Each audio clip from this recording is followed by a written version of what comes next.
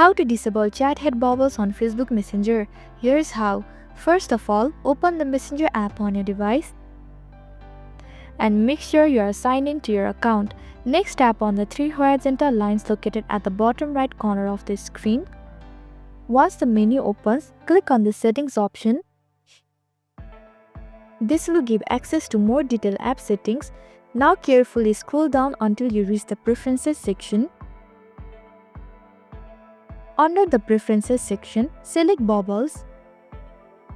At this point, you will see a few options about how bubbles are handled. To completely disable the chat heads, simply select Nothing Can Bubble. This will prevent any future chats from appearing as bubbles on your screen. Finally, once you have selected this option, just go back to the previous screen and Messenger will automatically apply your changes. That's it. You have successfully disabled chat heads on Facebook Messenger.